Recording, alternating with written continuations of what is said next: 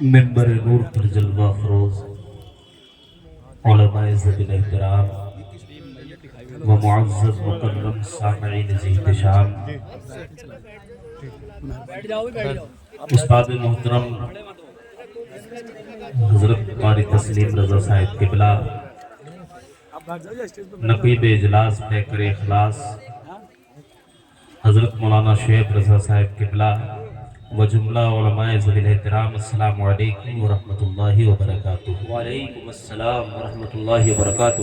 نحمده ونصلی ونسلم علی رسولہ الکریم، اما بعد فاعوذ باللہ من الشیطان الرجیم، بسم اللہ الرحمن الرحیم۔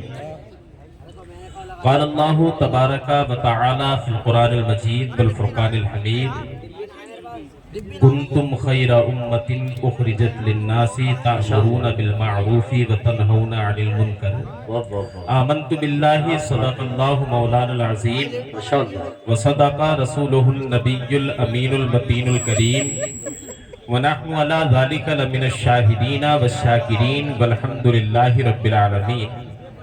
انتہائی ادب و احترام کے ساتھ پیارے آقا علیہ السلام کی بارگاہ میں درود پاک کا نذرانہ پیش کریں۔ پڑھیں اللہم صلی علی سیدنا و مولانا محمد معدن الجود والکرم، منبع العلم والحلم والحکم، صلاۃ و سلام علیک یا رسول اللہ صلی اللہ تعالی علیہ وسلم۔ بہتا ہے آج علم کا جو ساز دوستو، بہتا ہے آج علم کا جو ساز دوستو، یہ ہے اسی جرس کی آواز دوستو۔ جب علم ہی نہیں تو عمل کیا ہوگا؟ جی ماشاءاللہ، دیکھ رہے ہیں آپ سید محمد نزاکت میاں صاحب قبلہ کی آمد آمد ہے، سید محمد نزاکت میاں صاحب قبلہ کی آمد آمد، علماء اہل سنت کی آمد آمد ہے۔ بہت تیزی کے ساتھ تشریف لے آئے آپ ماشاءاللہ۔ جب علم ہی نہیں تو عمل کیا ہوگا، اور جس بیاباں میں درخت نہ ہو تو پھل کیا ہوگا؟ جی جی جی، آج کا یہ عظیم الشان اجلاس جشن دستار بندی و عرس ضیائی امانی سے منسوب ہے، اور یہ جہاد حضرت علامہ قاری عامل رضا صاحب قبلہ نے بڑی ہی محنت و مشقت کے ساتھ کیا ہے، اور آج ہندوستان کا وہ خطیب جسے لوگ بلانے کے لیے سالوں سے لائن میں نمبر لگاتے ہیں، نرپت نگر کی سرزمین پر اس خطیب کا انتخاب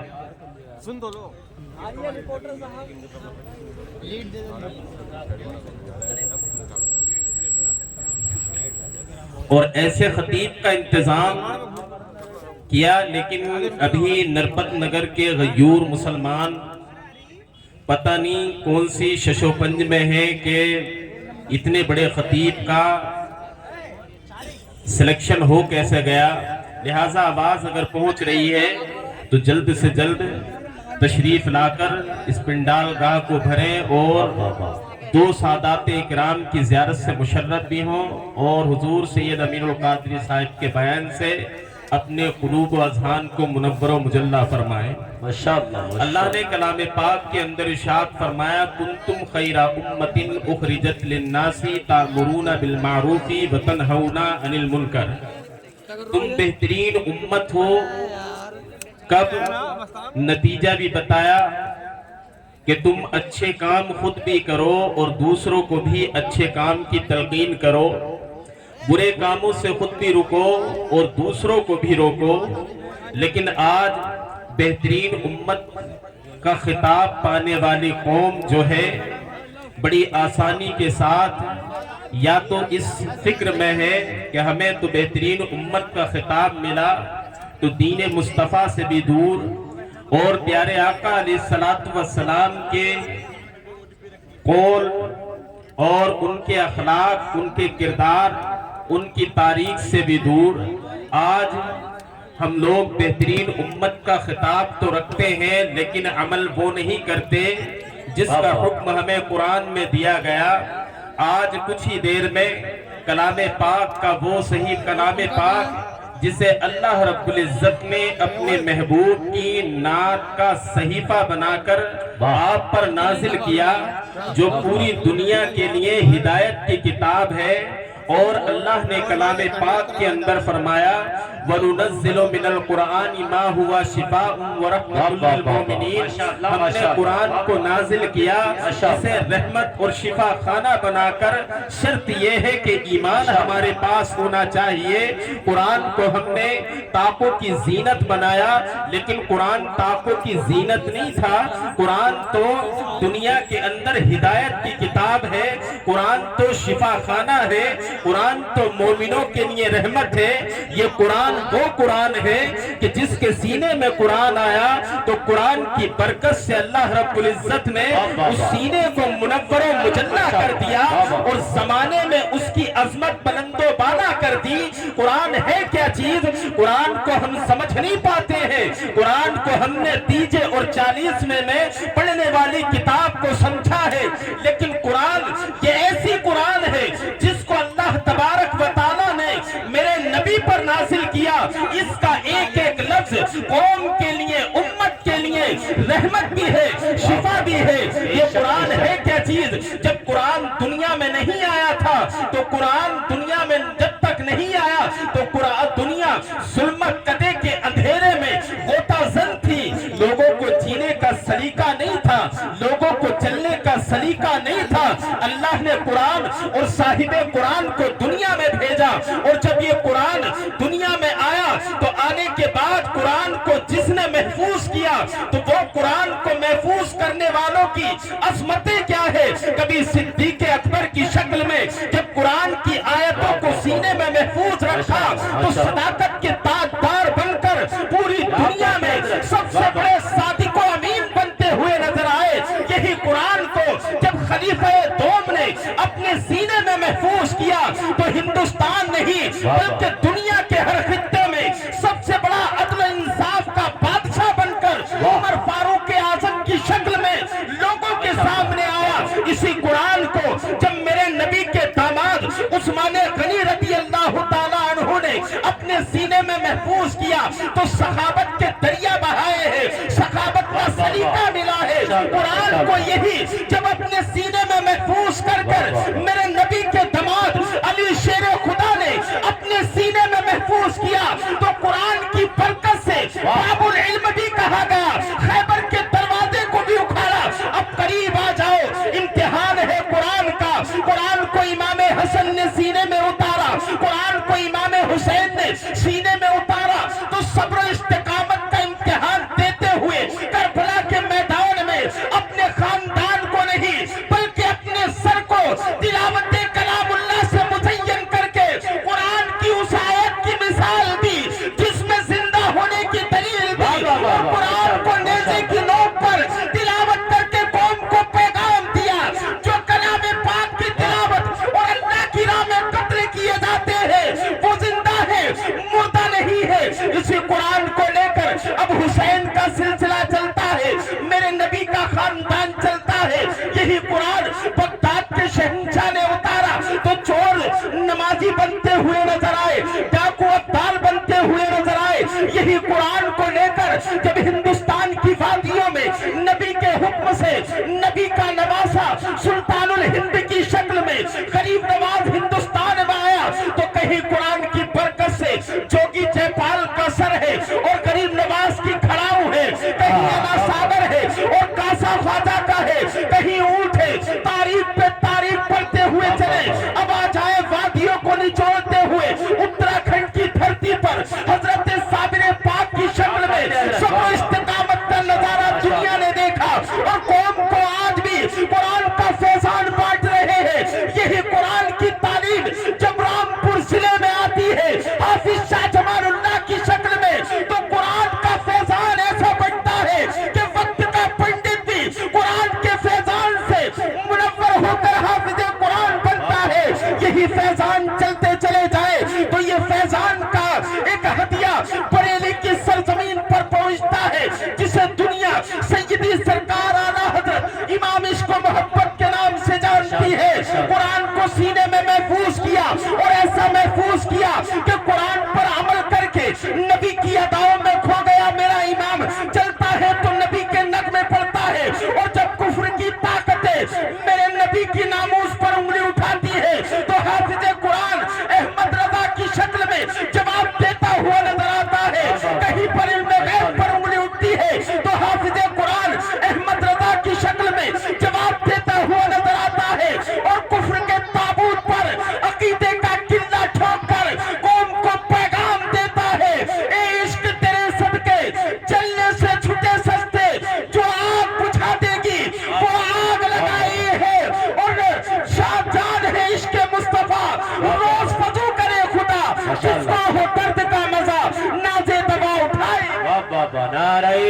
تکبیر، نعرہ رسالت، مذہب اسلام، عظمت قرآن، مسلک اعلی حضرت، عرس ضیائی امانی، جشن دستار بندی، دارالعلوم صابریہ مخدوم ملت، قصبہ نرپنگر دھندہ والا کا سنی مسلمان، نعرہ تکبیر، حضرت مفتی جناب عالم صاحب قبلہ ثقافی، ماشاءاللہ ماشاءاللہ۔ قرآن کی عظمت تو یہ ہے، لیکن ہم قرآن کو سمجھ نہیں پائے، اور قرآن ہم صاحب قرآن کو نہیں سمجھ پائے۔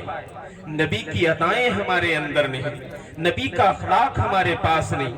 اللہ نے کلام پاک کے اندر ہر چیز سے تمہیں آشنا کیا، فرمایا لَقَدْ كَانَ لَكُمْ فِي رَسُولِ اللَّهِ أُسْوَةٌ حَسَنَةٌ۔ جب چلنے کا سلیقہ بھول جاؤ، کھانے کا طریقہ تمہیں نہیں ہو، گفتگو کرنے کا تمہارے پاس سلیقہ نہ ہو، تو میرے محبوب کی زندگی کو پڑھ لینا۔ میں نے اپنے محبوب کو آپ کا نمونہ عمل بنا کر کے دنیا میں بھیجا۔ میرے نبی کی زندگی کو پڑھ کر اس کے اخلاق، کردار، گفتار، اس کا تبسم اپنی اداؤں میں بسا لینا، یہ جینے کا سلیقہ بتایا۔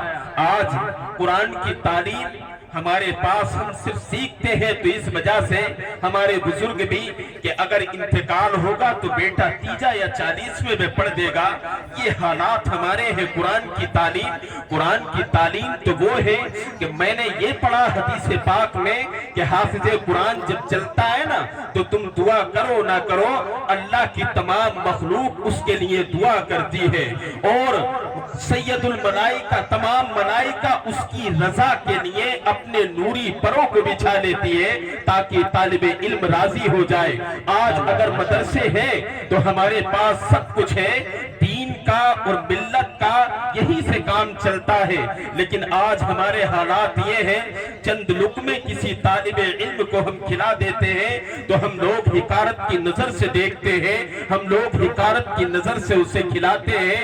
ان کا اہتمام اور ان کا انتظام بڑی ہی ذلت و رسوائی کی طرح کرتے ہیں، لیکن یاد رکھو یہ تمہاری جہالت ہے کہ تم حافظ قرآن کو کھلاتے ہو، یہ تمہارا تخیل ہے کہ تم حافظ قرآن کو کھلاتے ہو، لیکن آؤ پوچھو تو میں بتاؤں تو فرمایا گیا من تکفل اللہ، من خرج لحصول العلم تکفل اللہ لہو برزقہ، فرمایا گیا کہ جو علم دین کے حصول کے لیے نکلتا ہے اس کا کفیل خود خدائے پاک بن جاتا ہے۔ پھر اس کو علامہ زمخشری نے لکھا کہ صرف طالب علم کی کفالت اللہ نہیں کرتا ہے، بلکہ طالب علم کی کفالت کرنے والے کی بھی کفالت اللہ اپنے ذمے میں لے لیتا ہے کہ جو قرآن پاک پڑھنے والے کو کھانا کھلائے، جو قرآن پڑھنے والے کو کپڑا پہنائے یا اس کے لیے دست شفقت کو دراز کرے، تو وہ اللہ رب العزت اس کا بھی کفیل بن جاتا ہے۔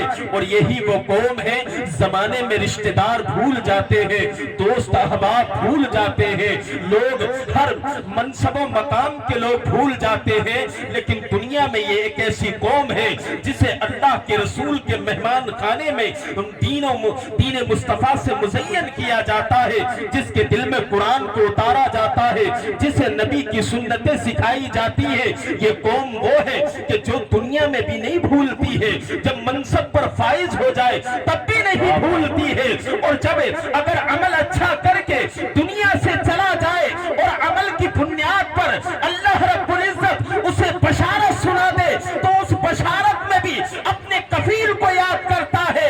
مرنے والا جب حافظ قرآن دنیا سے جاتا ہے تو اپنے کفیل کو بھولتا نہیں ہے، اپنے رہنما کو بھولتا نہیں ہے، اپنے مشفق کو بھولتا نہیں ہے۔ میں نے روایتیں پڑھی ہیں، میدان قیامت میں جو حافظ قرآن عمل کر کے دنیا سے جاتا ہے اللہ جس سے راضی ہو جاتا ہے، جب ایسے حافظ قرآن کو جنت کی بشارت سنائی جائے گی، جنت کا مجدہ سنایا جائے گا، وہ چلتے چلتے قدموں کو روک لے گا۔ اب رکنے کے بعد تمام مخلوق اسے دیکھے گی، تمام فرشتے نگاہیں جمائے ہوئے ہیں، یہ چلتا ہوا جنت کی طرف قدم بڑھنے والے اپنے قدموں کو روک لیتا ہے۔ پوچھا جائے گا اے حافظ قرآن بتا تو صحیح، جنت کا مجدہ تجھے سنایا گیا، جنت کی خوشخبری تجھے سنا دی، جنت میں داخلہ تجھے مل گیا، لیکن یہ جنت کا سفر طے کرتے ہوئے قدم تو نے روک کیوں لیا؟ اللہ की बारगाह में बड़े अदब और एहतराम के साथ जिन हाफिजों की तुम कदर नहीं करते हो, जिन कुरान को महफूज करने वालों का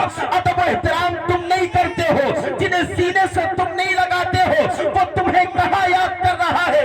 ऐसे मकाम पर याद कर रहा है जहां पर नफ्सी नफ्सी का आलम होगा, कोई किसी को ना पहचानेगा, लेकिन यही हाफिज कुरान वहां भी पहचानेगा और अल्लाह की बारगाह में अर्ज करेगा, मौला मुझे जन्नत का मुझदा सुनाया गया, मुझे जन्नत की खुशखबरी सुनाई गई, लेकिन वजह क्या है? फरमाया जाएगा तूने मेरे कुरान को सीने में महफूज किया और इस पर अमल किया, जिसकी वजह से तेरा अमल और तेरा कुरान को याद करना मेरी बारगाह में मकबूल हो गया, जिसकी वजह से तुझे जन्नत का मुझदा सुनाया गया। तो वो हाफिज कुरान क्या कहेगा? सुनो, तुम याद नहीं करते हो, तुम उनका अदब नहीं करते हो, लेकिन कुरान तुम्हारे लुक्मा को हाफिज कुरान कयामत में भी याद कर रहा है। अल्लाह की बारगाह में दुआ करेगा, अर्ज करेगा, मौला जिस कुरान को मैंने याद किया है, जिस पर अमल करके मुझे जन्नत का मुझदा सुनाया गया, जब मैं इसे सीने में उतार रहा था तो मेरा मुशफिक मेहरबान जो दुनिया में कभी लुक्मों की शक्ल में अपनी मुशफिक दिखाता था, शफकत दिखाता था, कभी कपड़े की शक्ल में मुझ पर दस्ते शफकत को दराज करता था, रब फरमाएगा चाहता क्या है? मौला चाहता ये हूँ कि ये जो मुशफिक और मेहरबान जो लाइन में खड़ा हुआ है, जिस तरीके से दुनिया में मेरे ऊपर दस्ते शफकत दराज किए हुए था, चाहता ये हूँ कि ये यहाँ भी दस्ते शफकत दराज करे और जन्नत में मेरे साथ इसको भी दाखिला हो जाए। अल्लाह उसकी दुआ को कबूल करेगा। एक हाफिज कुरान के सदके में ऐसे मेहरबान को भी जन्नत का मुझदा सुनाया जाए। वाह वाह वाह, माशाअल्लाह माशाअल्लाह, बहुत बड़ी बात अभी माशाअल्लाह और जामे गुफ्तगू चल रही है माशाअल्लाह। और भी तकरीर के दरमियान मौलाना मोहम्मद इफ्तिखार साहिब क़िबला उलमा अहले सुन्नत की आमद है और चंद मिनट के अंदर हुजूर सईदी सरकार अमीनुल कादरी साहिब क़िबला, हुजूर सईदी सरकार सलीम मियां साहिब क़िबला की आमद हो जाएगी। आपसे गुजारिश की जाती है जल्द अज जल्द पंडाल को पुर करें, बाद में आपको जगह नहीं मिलेगी, फिर दिक्कत का सामना करना पड़ेगा। ये हाफिज कुरान यहाँ भी याद किया, तो हम लोगों ने जिसे कयामत में हमारी याद है उसका अदब एहतराम नहीं किया। कुरान को देखें, आखिरी बात, क्योंकि ये मंच जो है इसमें एक से एक बेहतरीन खतीब है और हम लोग भी आज एक सामीन की हैसियत से यहाँ इकट्ठा है, क्योंकि हमें सैयद अमीरुल कादरी साहब के खिताब को सुनना है और उनके अकबाल से, उनके खिताब से अपने कुलूब को मुनव्वर व मुजल्ला करना है। कुरान आप देखें, ये कुरान है, करबला को सारे लोग जानते हैं। मैंने तो नरपत नगर में ये भी सुना कि करबला के नाम पर लोग अपने जिस्मों को भी कभी कभी पीट लेते हैं याद हुसैन में। हमने ये भी देखा कि याद हुसैन में बिलखते हो तुम, लेकिन तुम कभी ऐसे हुसैनी नहीं बन सकते। करबला के मैदान को तुमने समझा है खिचड़े का मैदान। हमारे मर्दों ने करबला लिया, उठाया, ताज किया, खिचड़ा समझा और समझ लिया कि हम हुसैनी हो गए और हमने करबला के मैदान से घल्ले, लेकिन नहीं, करबला के मैदान में भी कुरान की तालीम थी। करबला के मैदान में कौन को पैगाम दिया गया था? करबला के मैदान में कैसा पैगाम था? नारे रिसालत, मजहब इस्लाम, मसलके आला हजरत, शायर अहले सुन्नत भाई अली नगर रामपुरी साहिब क़िबला, सैयद साहब क़िबला, हजरत मौलाना मोहम्मद इफ्तिखार साहिब क़िबला, उलमा अहले सुन्नत, नारे तकबीर। तो करबला के मैदान में जो था वो आज हमारी जिंदगी में नहीं। जो पैगाम करबला के मैदान में हमें दिया गया वो हमारी जिंदगी में नहीं, और जो करबला के मैदान में नहीं था वो हमारी जिंदगी में। करबला के मैदान में क्या था? जरा गौर करो, करबला में था क्या? करबला के अंदर सब्र इस्तिकामत था। वो सब्र इस्तिकामत हमारे पास नहीं है। करबला के मैदान में जो था कौम को पैगाम दिया गया। आज नमाजों से हम दूर हैं, आज नमाजें हमारे पास नहीं। इमाम हुसैन के साथ जन्नत की तमन्ना تمنا رکھنے والوں ذرا کان کھول کر کے سنو. ہم تمنا یہ کرتے ہیں کہ جنت میں داخلہ امام حسین کے ساتھ ہو, اور عورتوں کی تمنا یہ رہتی ہے کہ کربلا کے میدان میں فاطمہ کی کنیز بن کر کے ہم جنت میں جائیں. تو جنت امام حسین کے ساتھ جنت میں داخلہ تبھی ہوگا جب امام حسین کے پیغام کو عام کریں گے, امام حسین کی اداؤں کو اپنی زندگی میں لائیں گے, اور فاطمہ کے ساتھ حشر تب ہوگا جب فاطمہ کی کنیز بنتی ہوئی ہم نظر آئیں گے. کربلا کے میدان میں جو امام حسین کا پیغام تھا وہ پیغام قوم سمجھی ہی نہیں ہے. کربلا کے میدان میں جو میری نبی کی آل کی طیبات طاہرات عورتوں کا پیغام تھا, نہ وہ پیغام ہماری عورتوں کی زندگی میں ہے. کربلا کے میدان میں نہ کھچڑا تھا نہ کھلا تھا, کربلا کے میدان میں صبر و استقامت تھا, رضا الہی کے لیے دعائیں تھی, پردے کا اہتمام تھا, صبر و استقامت تھی. اگر نماز دیکھنی ہے تو کربلا کے میدان میں نماز کا ہی پیغام دیا گیا تھا, اور ایسی عبادت کر کے امام حسین میرے نبی کا لال ایسی عبادت کر کے زمانے کو پیغام دے کر کے گیا کہ دیکھو 22,000 تلواریں سر پر کھنکھنا رہی ہے, لیکن اللہ والے تلواروں سے نہیں ڈرتے ہیں, بلکہ ڈر میں رہ کر اللہ کا خوف دل میں بسا کر اللہ کی عبادت کر کے جو جاتے ہیں وہی اللہ کے مقبول بندے ہوتے ہیں. اور نیزے کی نوک پر سر الگ ہے, تن الگ ہے, قوم کو پیغام دیا گیا. ایک قرآن پہ عمل نہ کرنے والوں جو شہید ہوتے ہیں کیسے زندہ ہے, ارے دیکھو تن ادھر پڑا ہے, سر یہ ہے. نیزے کی نوک پر تلاوت کر کے امام حسین نے پیغام دیا کہ شہید ایسے زندہ ہوتے ہیں. تو کربلا کا میدان کھچڑا کا نہیں تھا, کربلا کا میدان مسلح کا نہیں تھا, بلکہ کربلا میں پیغام جو دیا گیا تھا وہ عبادت کا دیا گیا تھا, تلاوت کا دیا گیا تھا, اور عورتوں کے لیے مسلح کا دیا گیا تھا. تو اپنی زندگی میں قرآن کو لاؤ, امام حسین کی سیرت کو پڑھو, ان پر چلو, اور سیدہ طیبہ طاہرہ حضرت فاطمہ کی زندگی اپنی بچیوں کو سناؤ. ان کی زندگی میں ان کی زندگی کی کہانیاں جب شامل ہوں گی تو ہماری بچیاں عزت و آبرو کا پیکر بن کر کے ابھریں گی. اور فاطمہ رضی اللہ تعالیٰ عنہا کی جب کنیز بنیں گی تو تمہارے گھروں میں برکت ہوگی. آپ قاری عامل صاحب کا قدم قدم پر ساتھ دیں. اتنا بڑا کام یہ جہاد سے کم نہیں ہے. اللہ ان کی محنت کو مشقت کو اپنی بارگاہ میں قبول فرمائے. استغفر اللہ ربی من کل ذنب واتوب الیہ. لا الہ الا اللہ محمد الرسول اللہ. السلام علیکم ورحمۃ اللہ وبرکاتہ.